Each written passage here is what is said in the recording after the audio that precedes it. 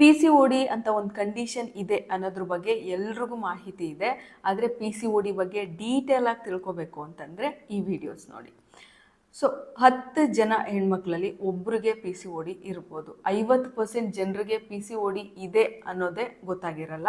ಇನ್ನು 50% ಜನರು unnecessary P C O ಡಿಗೆ ಟ್ರೀಟ್ಮೆಂಟ್ ತೊಗೊಳ್ತಿರ್ತಾರೆ. So P C O D ಮತ್ತು ಪಿ ಸಿ ಒ ಎಸ್ ಎರಡೂ ಸೇಮಾ ಅಂತಂದರೆ, ಪಿ ಸಿ ಒ ಡಿ ಅಂದರೆ ಮೈಲ್ಡರ್ ವರ್ಷನ್, ಅಂದರೆ ಡಿಸೀಸು ಬರೀ ಅಂಡಾಶಯಗೆ ಕನ್ಫೈನ್ ಆಗಿರುತ್ತೆ. ಪಿ ಸಿ ಒ ಎಸ್ ಅಂದರೆ ಮಲ್ಟಿ ಸಿಸ್ಟಮ್ ಇನ್ವಾಲ್ವ್ ಆಗಿರುತ್ತೆ. ಸೇಮ್ ಡಿಸೀಸು ಸ್ವಲ್ಪ ಸಿವಿಯಾರಿಟಿ ಜಾಸ್ತಿ ಇರುತ್ತೆ, ಬೇರೆ ಬೇರೆ ಲಕ್ಷಣಗಳಿರುತ್ತೆ. ಅದನ್ನು ಪಿ ಸಿ ಒ ಎಸ್ ಅಂತೀವಿ. ಅದು ಪಾಲಿಸಿಸ್ಟಿಕ್ ಓವ್ಯಾರಿಯನ್ ಸಿಂಡ್ರೋಮ್ ಅಂತ. ಪಿ ಸಿ ಒ ಡಿಯ ಲಕ್ಷಣಗಳೇನು? ಒಂದು, ಇರ್ರೆಗ್ಯುಲರ್ ಸೈಕಲ್ಸ್, ಅಂದರೆ ನೀವು ತಿಂಗ್ಳಿಗೆ ಕರೆಕ್ಟಾಗಿ ಪೀರಿಯಡ್ಸ್ ಆಗದೆ ಇರೋದು. ತಿಂಗಳು ಕರೆಕ್ಟಾಗಿ ಪೀರಿಯಡ್ಸ್ ಆಗಬೇಕು ಅಂದರೆ ಪ್ರತಿ ತಿಂಗಳು ನಿಮ್ಮ ಓವರೀಸಲ್ಲಿ ಒಂದಷ್ಟು ಫಾಲಿಕಲ್ಸ್ ಆಚೆ ಬರುತ್ತೆ.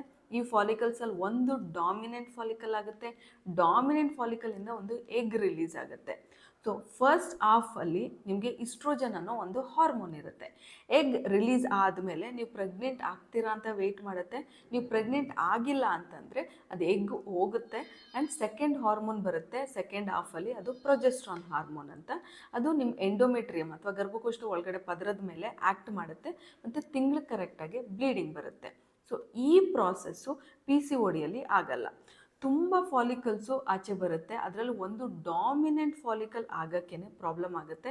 ಸೊ ಪೀರಿಯಡ್ಸು 3 ತಿಂಗಳು, 6 ತಿಂಗಳು, 9 ತಿಂಗಳು ಈ ಥರ ಪ್ರೊಲಾಂಗ್ ಆಗ್ತಾ ಹೋಗುತ್ತೆ. ಅಟ್ ಒನ್ ಪಾಯಿಂಟಲ್ಲಿ ಗರ್ಭಕೋಶದ ಪದರ ತುಂಬ ದಪ್ಪ ಆಗಿ ಹರಿದು ಅದರಿಂದ ಬ್ಲೀಡಿಂಗ್ ಬರುತ್ತೆ.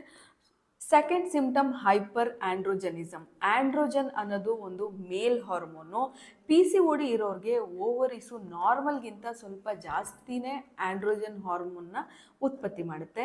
ಈ ಹಾರ್ಮೋನ್ ಜಾಸ್ತಿ ಇರೋದ್ರಿಂದ ಮುಖದಲ್ಲಿ ಪಿಂಪಲ್ ಬರೋದು, ಮುಖದಲ್ಲಿ ಸ್ವಲ್ಪ ಹೇರ್ಸ್ ಜಾಸ್ತಿ ಬರುತ್ತೆ, ಎದೆಯಲ್ಲಿ ಹೇರ್ಸ್ ಬರೋದು, ಹೊಟ್ಟೆ ಮೇಲೆ ಹೇರ್ಸ್ ಬರೋದು, ಕೂದಲು ಉದುರೋದು ಆಗ್ಬೋದು.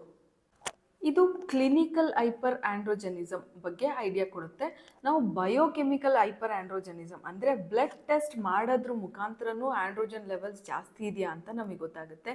ಒಂದು ಟೆಸ್ಟೋಸ್ಟಿರೋನ್ ಲೆವೆಲ್ಸು ಅಥವಾ free androgen index test ಮಾಡೋದ್ರಿಂದನೂ androgens ಜಾಸ್ತಿ ಇದೆಯಾ ಅಂತ ನೋಡ್ಬೋದು.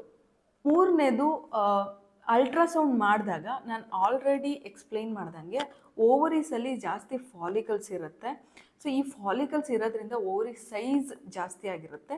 So ovary volume more than 10 cc ಇದ್ದರೆ, ಅಥವಾ ನಾವು ಫಾಲಿಕಲ್ಸ್ನ ಕೌಂಟ್ ಮಾಡಿದಾಗ ಮೋರ್ ದೆನ್ 20 ಫಾಲಿಕಲ್ಸ್ ಇದ್ರೂ ನಮಗೆ ಅದು ಪಾಲಿಸಿಸ್ಟಿಕ್ ಓವರಿ ಅಂತ ಡಯಾಗ್ನೋಸ್ ಮಾಡ್ಬೋದು. ನಾ ಈಗ ಹೇಳಿದ 3 ಫೀಚರ್ಸಲ್ಲಿ ಯಾವುದಾದ್ರೂ 2 ಫೀಚರ್ಸ್ ಇದ್ರೂ ನಾವು ಪಿ ಸಿ ಒ ಡಿನ ಡಯಾಗ್ನೋಸ್ ಮಾಡ್ಬೋದು.